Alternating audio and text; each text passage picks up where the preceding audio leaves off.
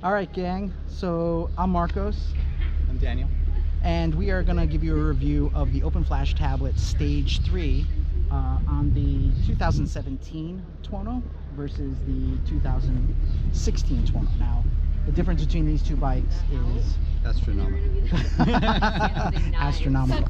Okay, so I think the big difference is the heads, right? Yes. So the heads on this bike are from the 2014-15 RSV4, and the heads on the 17 bike are from the 2016 RSV4, and I think they've been seriously ported and they're different. So that's an important tip because I think it leads to the end result, which is, so when you put a Stage 3, which is the airbox and a slip-on, and smaller trumpets and a bigger air filter, and I'll post, include a photo right here for that.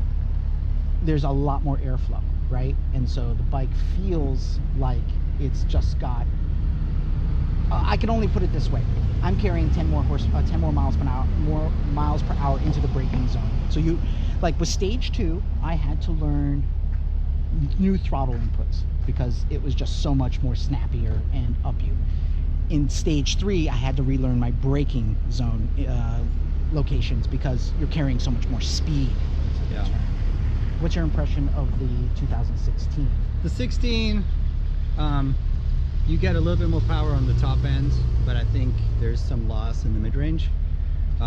So having ridden both, I would say I'm not sure with the 16 with those type of heads that it's worth it. However, on your bike, it goes from a very fast motorcycle to a rocket ship. It's just, there's a frightening factor where you start to hit the top of the power band.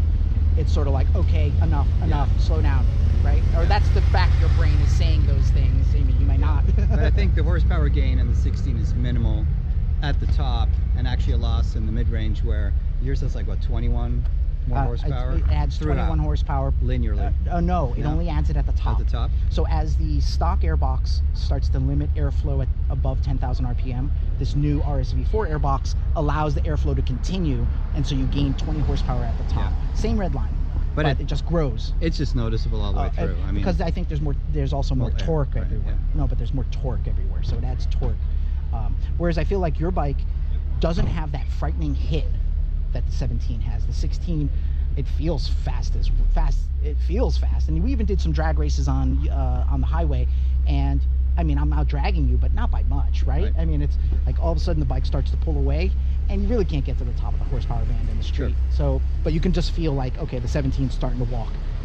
But the 16's no slouch. of course not. It's no slouch. I mean, but I would say great mod for the 17 and up. Yeah, it's wow. It's a wow mod. Right. I mean, it's something. I think for the 16, Stage 2 is probably all you really need. You can go 3, but 2 is plenty. I don't think it's time, energy, money, investment for the 3. It's worth it from a performance perspective, but on the newer bike, it pays. You got to do it. You got to do it.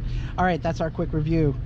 Thank you, Shiv, OpenFlash tablet. Master tuner. Master tuner. You're the man. Thank you so much, and let's show them the bikes before we go.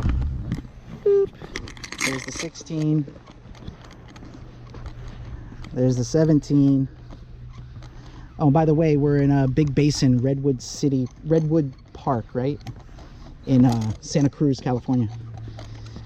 And thanks for joining us.